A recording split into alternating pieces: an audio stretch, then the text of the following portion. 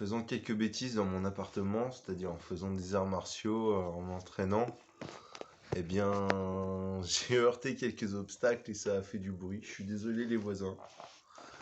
La chose que je voulais exprimer là ce soir, c'est la force gravitationnelle ou la force cinétique.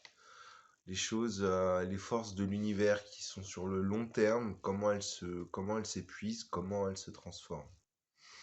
Alors j'ai essayé de répondre avec quelques mots, je pars un peu en vrille, le cadre, le plan, la rédaction n'est pas parfaite, mais c'est pour faire un petit délire. Donc je vous fais mon petit délire. Time is running out. Si aucun obstacle interactionnel ne s'oppose à la force de gravité, alors elle exerce sa force cinétique et ou massive jusqu'à l'infini. L'espace-temps est-il fini ou infini? L'échange de flux dans le macrocosme et le microcosme répond aux 4 lois fondamentales de la physique. Interaction électromagnétique, interaction faible, interaction forte, interaction gravitationnelle. Les modèles de l'univers en expansion perpétuelle sont limités par l'aspect de la relativité restreinte, qui détermine que les corps ne changent pas de masse ni de forme au cours du temps et des échanges de flux.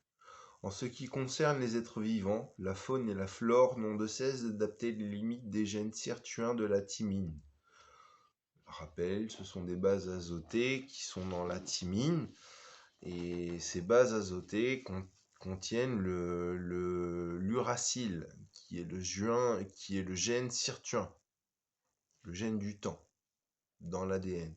En gros, vous savez, adénine, cytosine, thymine, ça y est, vous y êtes. Je pars un peu loin, ouais.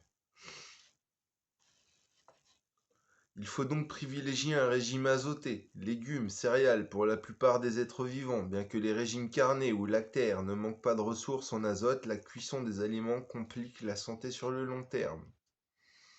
Bon, là, je m'égare un peu.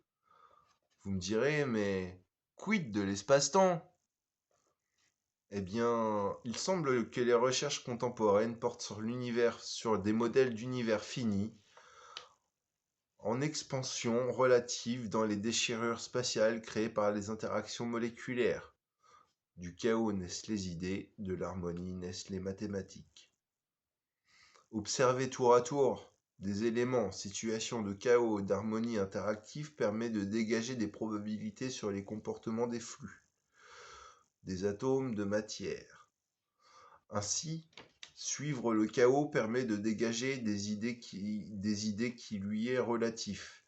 Suivre l'harmonie des masses quand le chaos permet d'expliquer et de dédiscipliner ce foutoir que sont les particules quantiques. Si l'apparition d'une masse d'informations telles que l'ego chez les grands primates est inévitable, il convient aux jeunes générations de cultiver une plasticité élastique de leur personnalité. Ainsi, les chaos n'ébranlent plus l'être, mais seulement la masse d'informations que forme le groupe de son identité. L'eau, quand elle se transforme en cristaux de neige, n'a pas le choix sur ce qui réside les propriétés de son état. L'eau devient neige sans écart de conscience. Si les éléments répondent aux lois de la physique, que dire des êtres humains qui répondent aux lois d'un état ou d'une communauté ou d'une famille? Sont-ils en dehors des principes d'évolution universelle? À vous d'en déduire. Salut!